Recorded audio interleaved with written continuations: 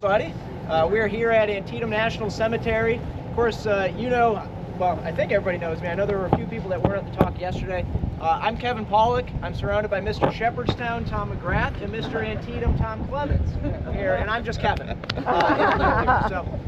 What we wanted to do here by coming to the National Cemetery, there are a few Battle of Shepherdstown soldiers that are buried here in the National Cemetery, so it's not just Antietam.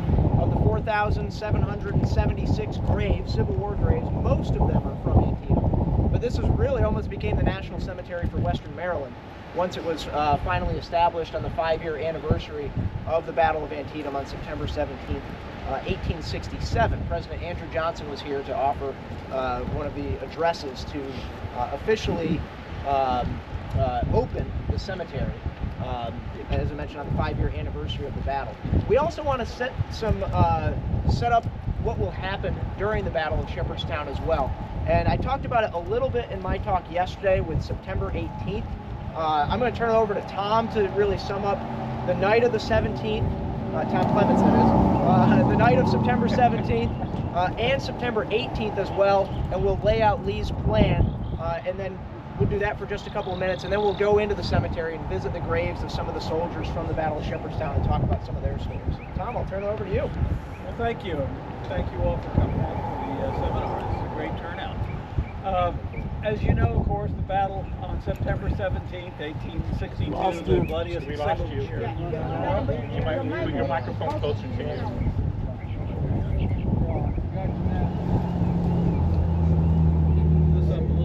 Yeah, that'll do it. Better? Yeah. Eeny, miny, mo, I am testing audio. All right. Recovering stage moving. So, night of the 17th of September, the bloodiest single-day battle in American history has ended. Robert E. Lee's army has staved off an attack by McClellan's Union Army of superior numbers. But, as you notice, Lee is standing on the high ground, and this ridge goes all the way up north, so he has the advantage of making the Union come to him across 3 bridges, and so his army that roughly began the day with around 38,000 men has repulsed McClellan's army all day long, series of attacks by the Union soldiers. Roughly about 80,000, 75 to 80,000 Union troops in McClellan's army. That's the good news, is that Lee's army still exists. They have been shuttling troops back and forth to reinforce different parts of their line. They've been engaged in some very desperate fighting, but Lee has survived. But on the night of the 17th, the question is, what do we do now? Why was Lee here in the first place? He was here because he wanted to move to Pennsylvania. Pennsylvania is only about 7-8 miles, well, a little more, about 12 miles up the road here. He got detoured from that because of the attacks at South Mountain. George McClellan was moving faster than Lee expected. I will repeat that. George McClellan was moving faster than Lee expected. In fact, he's moving faster than anybody in his own government expected. So you'll hear all this about McClellan's being slow, but Lee didn't think so. And that's why he got into a fight at South Mountain, why he got into a fight here. Why does he stop here? Because just behind you is a direct road that goes to Hagerstown. So on the night of the 14th, he's going back into Virginia. But on the morning of the 15th, he sees this high ground, says, no, we're going to stop here. Gather the army. Jackson's coming up from Harper's Ferry. We're going to stop here, and we've got the short road to Pennsylvania and Hagerstown. McClellan will have to back up all the way to Boonesboro, so we'll get there before him. It's a desperate gamble. And on the night of the 17th, he's won that gamble. That's the good news, is that his army still exists. But can they go to Hagerstown? No, because the Union Army's blocking the pike. So what's he going to do? Dig a hole, make it Go west. Retreat at night? If he does, on the night of the 17th, he's going to have to abandon most of his wounded, a lot of the cannon because the horses have been shot down. His army is exhausted. Jackson's troops, some of them have marched overnight to get here and then fought the battle. You're going to get those guys on their feet and moving again? No. He's going to stay here. Now, those of you who are readers have probably run across Stephen Dill Lee's account of Lee's Council of War on the night after the battle, where he gets all his commanders together and they're all saying, General Lee, we got to get out of here. And Lee stuns them by saying, we'll hold our positions, and if Union attack in the morning, we'll refute them. This is Stephen Dill Lee, no relation to the Virginia Lees. And he writes this well after the war. Interestingly enough, there's a letter to the historian of Antietam battlefield, Ezra Carman, from a fellow you may know of named James Longstreet. And he says, I was there and nothing of the sort happened like that. If this really was a council of war, a lieutenant colonel of artillery certainly would not have been involved. So take that, Stephen Dill Lee. He likes to put himself into situations that make him look a lot more important than he really was. So we can't retreat. We'd have to abandon a lot of guns, a lot of people, etc. So he's got to hold this position the next day. And so he tells them to bring up stragglers, to bring up ammunition. He has sent most of his wagons across the river to Shepherdstown. The only thing that's on this side of the river are ammunition wagons. Everything else is at Shepherdstown, and we're going to talk a whole lot about that later on. But for Lee, then, this decision is, do we go or we stay? He's basically gutting it out and saying, we're going to stay here. If they attack again in the morning, we're going to repulse them. But we'll essentially reinforce our lines, bring up ammunition, round up stragglers. He's rolling the dice again. You know, we look at Lee and he looks like this austere Southern gentleman. He's got the heart of a riverboat gambler. He really does, and he's taking a heck of a risk here. Where's Kevin? Is that pretty much what you want? Yep, that's perfect. Okay. All right, I'm gonna get this thing reattached. So we're gonna go into the cemetery. We'll go back to the Michigan section first. So everybody come on in and follow me, and we'll stop at probably about 5 or 6 graves. And then we'll get back on the bus. Yeah. Oh, it's got a map. So what other battlefields would you have to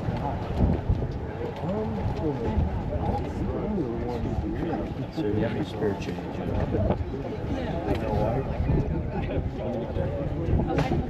Yeah, I'll get it. Just stand. That's all. How to beat you up. So white is nice to hit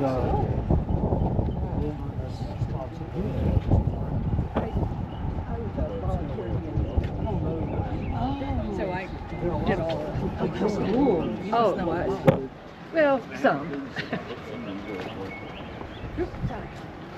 I'm going to stop here.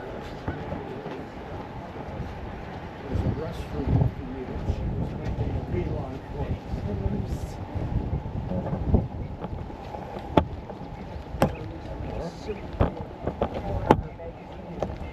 Big article in there showed how a guy was able to find a whole bunch of graves on the battlefield that needed to be accounted for that never had been used.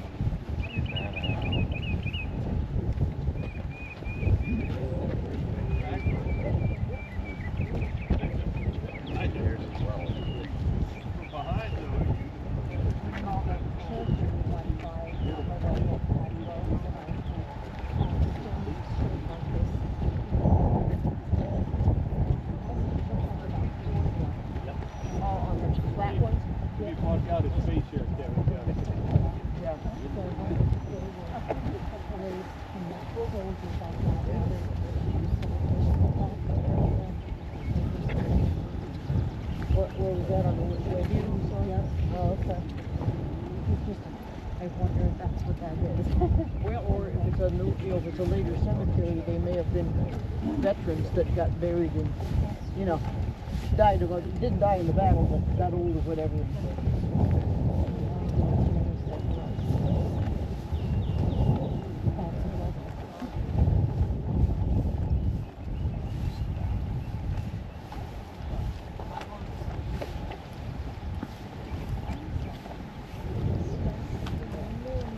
all in German because it's like this oh, it's that neat. Anyway, right. Cool.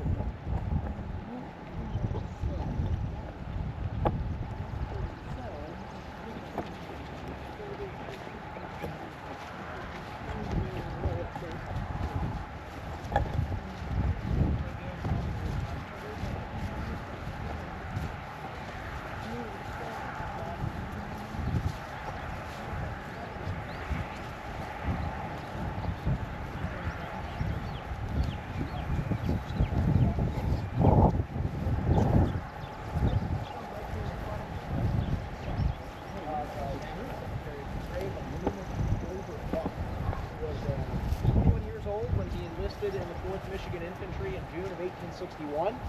He worked as a laborer on his parents' farm. We don't know a whole lot about him, unfortunately. He was listed as missing during the Battle of Melvert Hill, July of 1862, but made his way back to the 4th Michigan.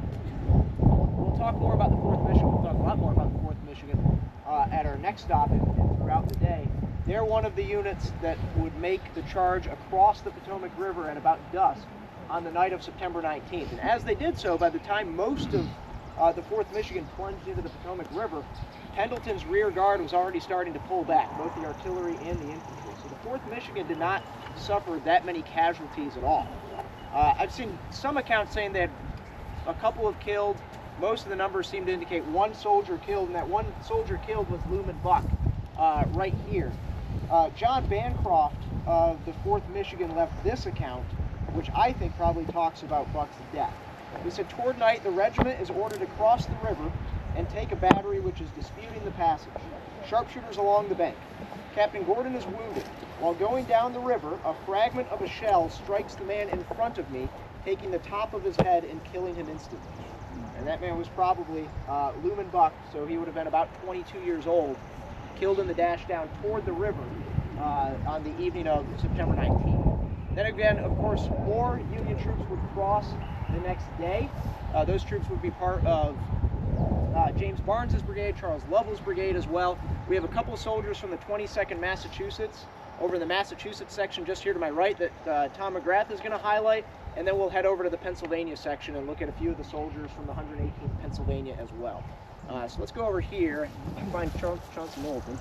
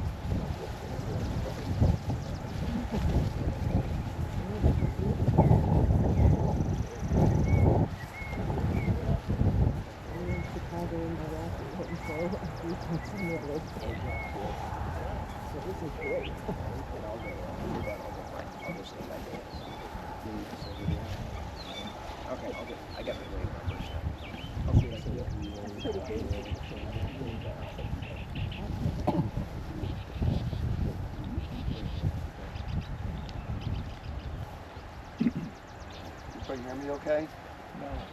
No. How about now? Nope. Nothing?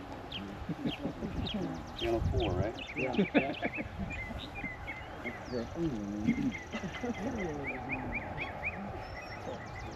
How about now? Can everyone hear me? Yeah. Okay, thank you. We're standing at the grave of Chauncey Knowlton. He was a 21-year-old blacksmith, actually from Maine. He's fighting with the 22nd Massachusetts, which it's not uncommon among New England regiments. If you look at their rosters, you will often see a soldier from one state serving in another state's unit. And if you look at New England geographically, it's a very small area. You can almost think of it as one state. And there's sort of that sense of almost like a New England nationalism, which is sort of emerging during this time. Chauncey Knowlton is the middle of 6 kids or so. And he signs up for the 22nd Massachusetts, and he will be wounded fighting on top of the bluffs during the Battle of Shepherdstown by his own men. Federal artillery fire, as we'll see later on, is screaming across the Potomac. Some of these shells are exploding prematurely, or the gunners don't have the range yet. Chauncey Knowlton will take a shot into the leg, piece of fragment of shell. He will have that leg amputated, and eventually, of course, that is not a wound that is generally a high survival rate, and infection will set in. He will linger until mid-October, where at that point he will die in Sharpsburg, I believe at the German Reformed Church in town, which still stands today. He will be buried and eventually moved to this national cemetery here.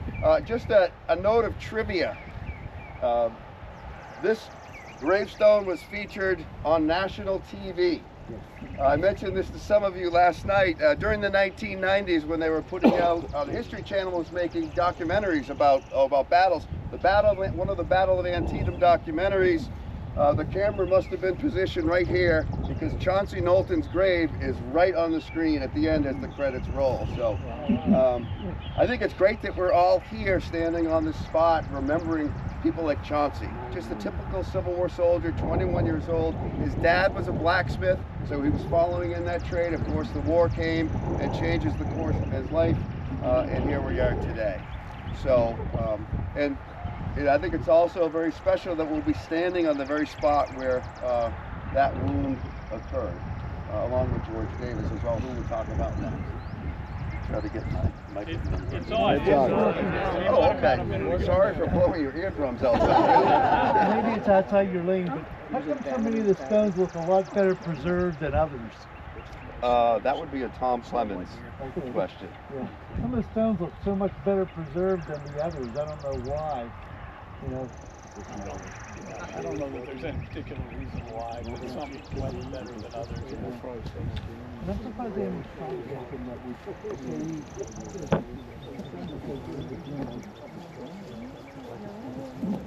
I think somebody's coming here and volunteering. Okay, we're going to move in this direction. Talk about another casualty of Shepherdstown.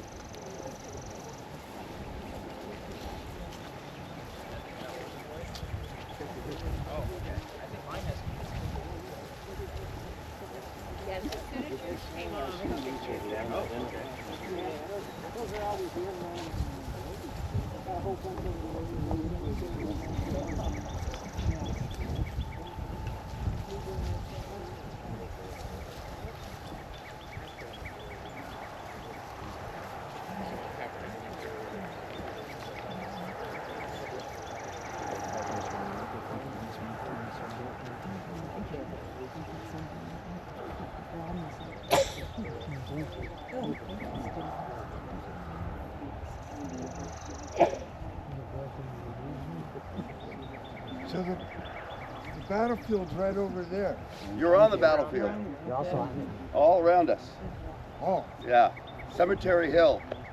This is where Robert E. Lee was headquarters part of the battle, was it not?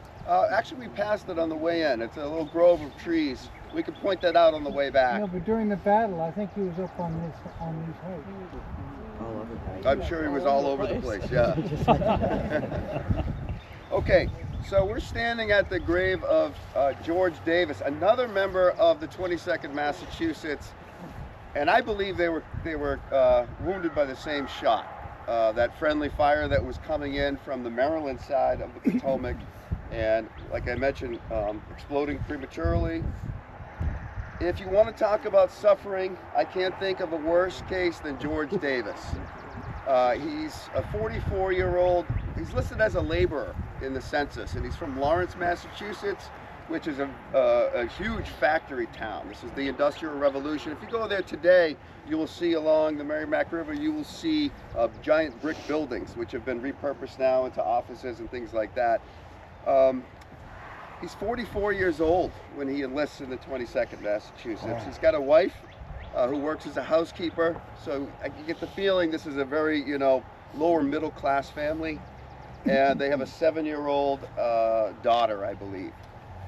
George Davis there's two descriptions that I've read of his wound. One of the men in the 22nd said that when the shell exploded, it blew his face off. Another description from the hospital is that his lower jaw had been shot away. Unfortunately, he doesn't die instantly. He will linger on. He will be brought to Porterstown, Maryland, I believe, where they have to feed him with a syringe just to keep him alive. And I think he lingers until October 1st in that state. And then he will die. He will be buried in Frederick. And then eventually, I think about 1867 or so, he's going to be reinterred here. So he's a good representative of probably the worst case scenario for a mortal wounding. I showed a picture last night, for those of you that were there, of a man that survived that wound, and it's just hideous to look at. His jaw was blown away, the tongue was just hanging out. Today, there probably could be some type of surgery to correct that, but back then, of course, that was not an option. So here we are, George Davis, and again, we will be on the site of that wounding after lunch today.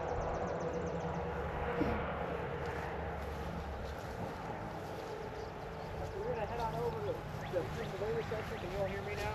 I'm trying to figure out the transfer. Can you hear me? Oh. Well, I'll be loud. We're going to head over to the Pennsylvania section. That probably just made everybody laugh. I don't like it. You use that listen.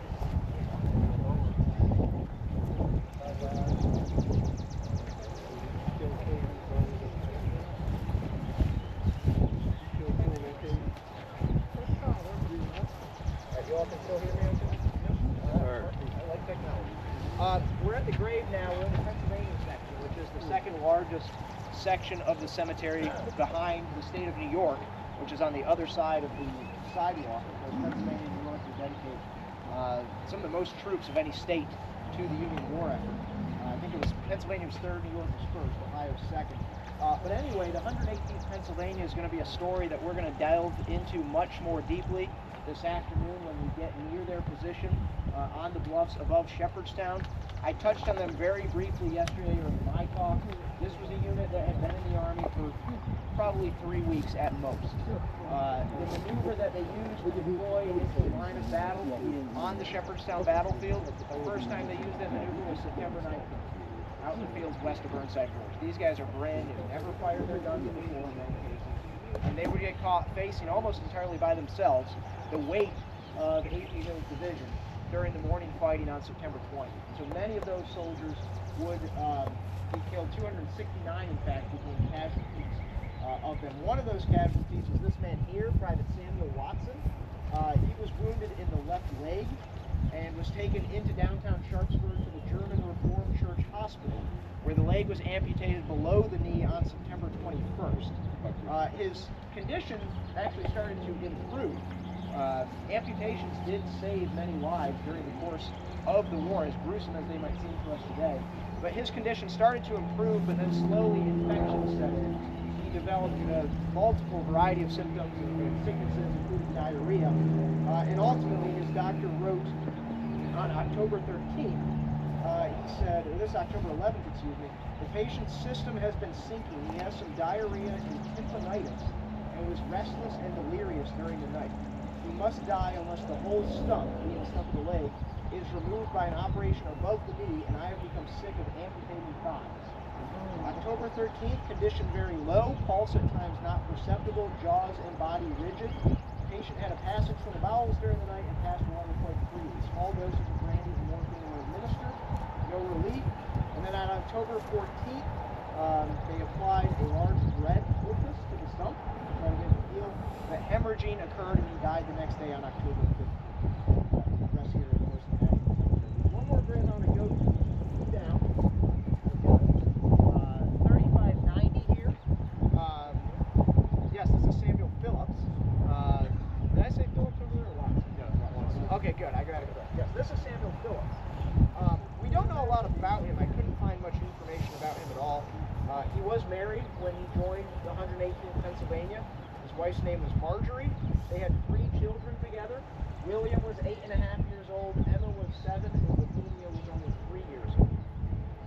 We'll talk about the recovery efforts of getting a lot of the bodies of the soldiers of the 118th Pennsylvania back across the river on September 21st. There's one of Tom's and my favorite stories. We're going to make a campaign to get him the Medal of Honor, but we'll talk more about that later. Lemuel Crocker would cross the river to recover a lot of these bodies. Members of the Philadelphia Sanitary Commission also came down, and a few of them crossed over on September 21st as well.